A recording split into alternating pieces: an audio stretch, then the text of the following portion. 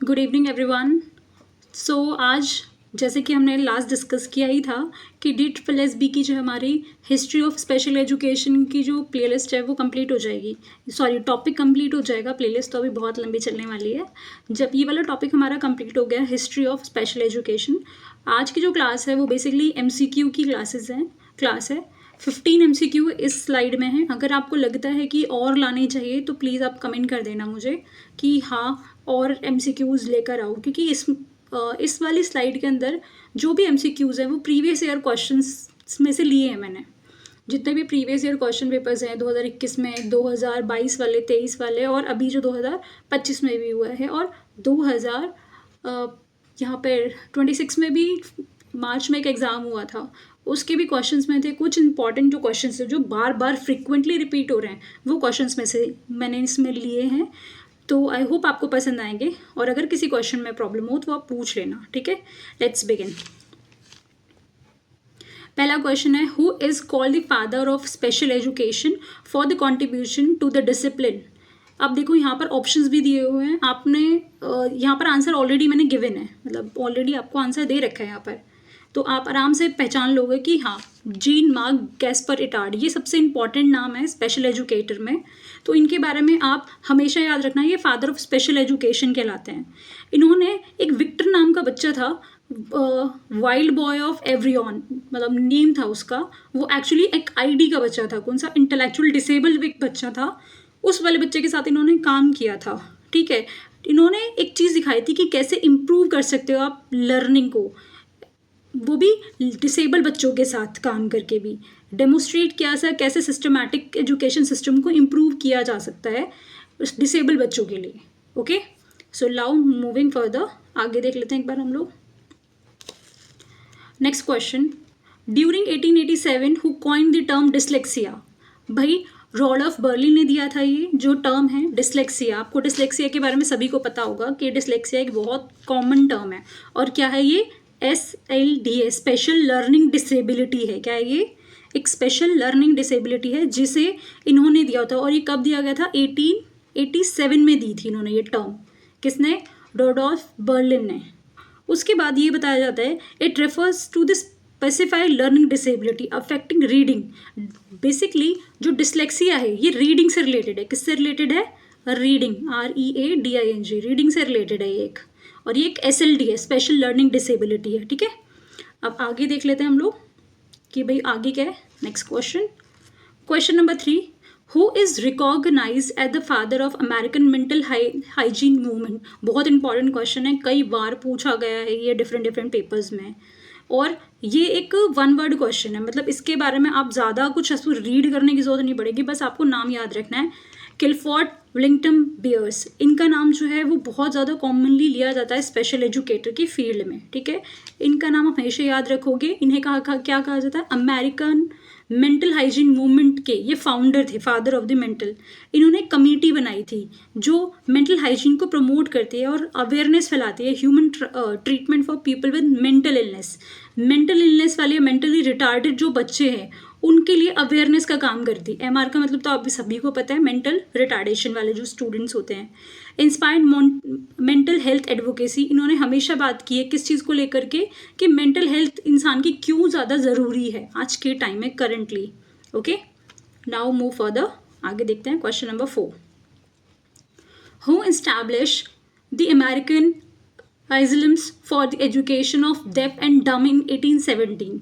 अब देखो ये किसने, ये अमेरिका के अंदर आइसलम्स बनाई थी education for the education of deaf and डम, यानी कि जो डेफ और डम बच्चे होते हैं उनके लिए।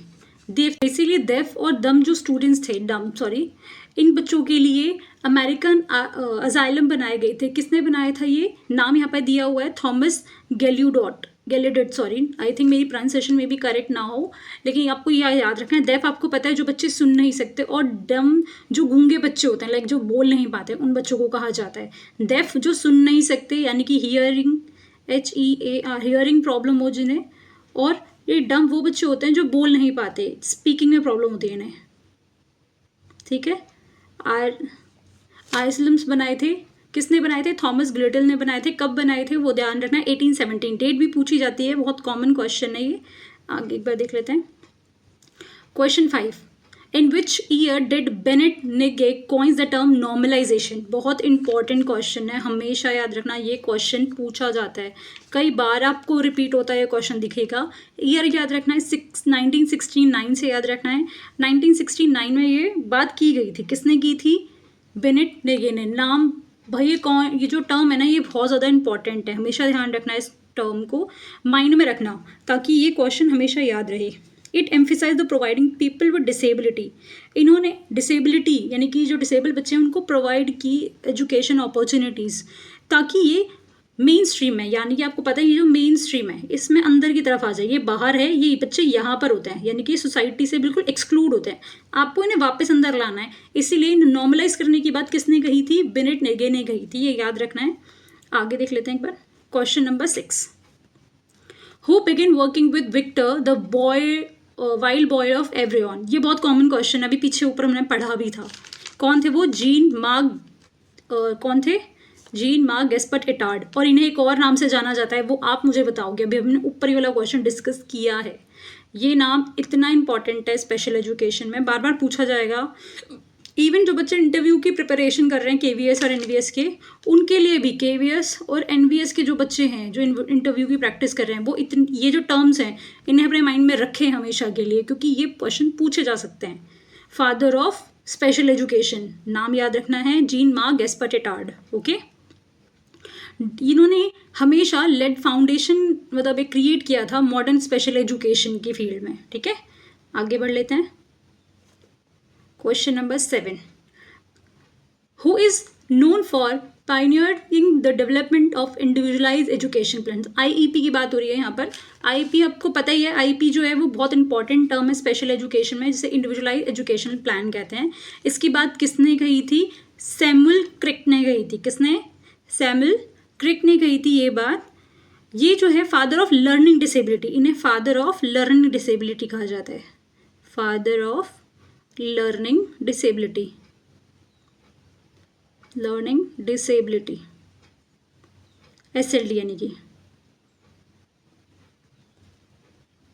फादर ऑफ लर्निंग डिसेबिलिटी किसे कहा जाता है? सैमुअल क्रिक को।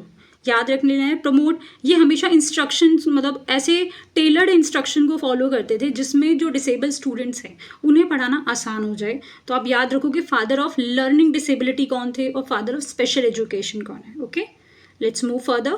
Next question, question number 8, during the middle age what was the prevailing attitude toward people with disability? भाई पुराने टाइम में जो बच्चे थे, जो भी डिसेबल हुआ करते थे, उन्हें ज़्यादातर मेन स्ट्रीम से दूर रखा जाता था। उनका लोगों का एटीट्यूड कैसा था? दे वर ऑफन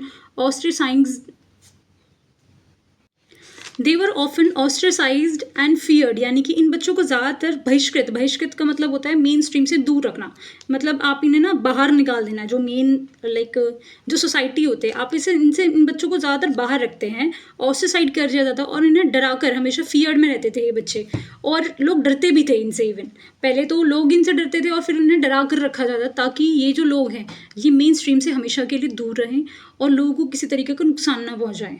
ठीक है, तो आई थिंक ये वाला क्वेश्चन भी इजी ही है, लेकिन पूछा गया है क्योंकि अंडरस्टैंडिंग बेस्ड क्वेश्चन है।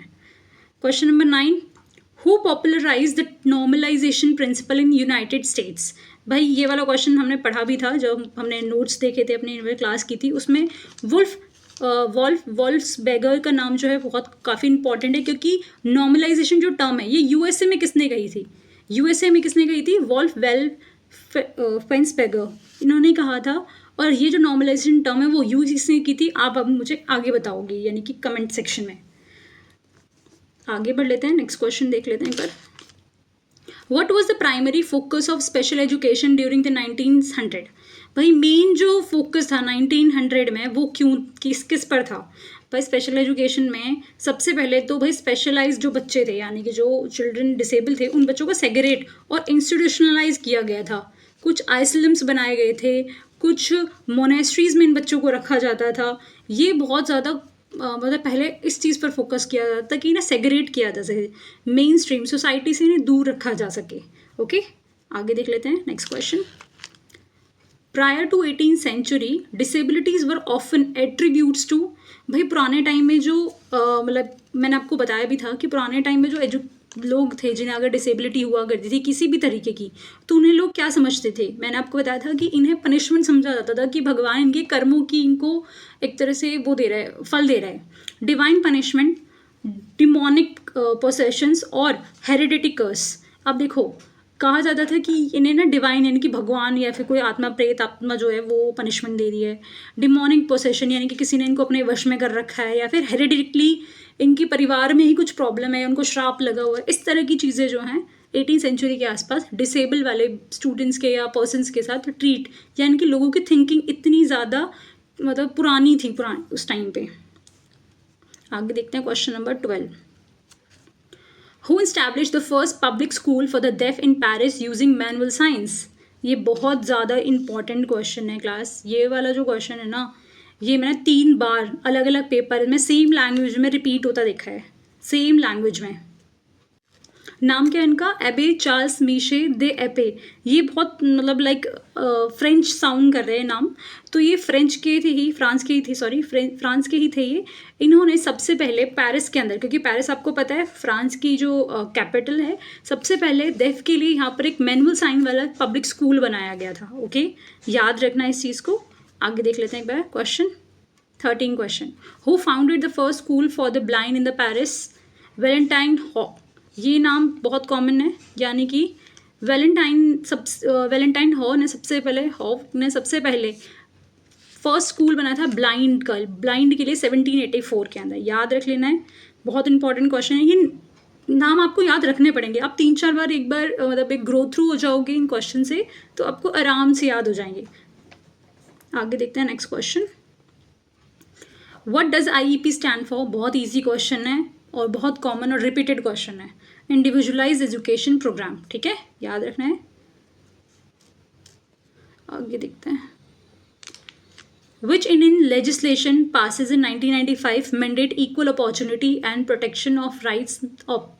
1995 में क्या आया था क्लास, ये बताओगे एक बार? PWD एक्ट आया था, याद रख लेते हैं, बहुत कॉमन है। PWD एक्ट आया था, कब आया था? 1995 में आया था ये एक्ट। कब आया था? इसके बाद रिप्लेस होके एक RPWD एक्ट कब आया था? 2016 में आया था। अभी RPWD एक्ट के अंदर 21 डिसेबिलिटीज़ हैं, लेकिन PWD एक्ट के अंदर कितनी थी? Only 7 disability were there. तो ये हमारे क्लास का आज का लास्ट क्वेश्चन है। तो आज की क्लास यहीं ख़त्म होती है। अगर किसी तरह की कोई एडवाइस हो, कोई सजेशन हो ना, तो वेलकम है। आप मुझे कमेंट सेक्शन में बता दो कि भाई आंसर्स जो हैं वो नीचे रखने हैं या साइड में रखने हैं। जो भी चीज़ें हैं वो आप मुझे अपने आप बता दो, ताकि मैं वो नेक्स्ट वाली जो स्लाइड हो उसमें थोड़ा सा चेंजेस लेकर आ सकूँ। तो हमारा जो नेक्स्ट टॉपिक होगा वो कल जो है वो हम डिस्कस करेंगे अपनी दोबारा सेम वही टाइमिंग से। आज के जो MCQs अगर आपको पसंद आया then please like, comment, share and subscribe as well. Thank you so much, bye bye.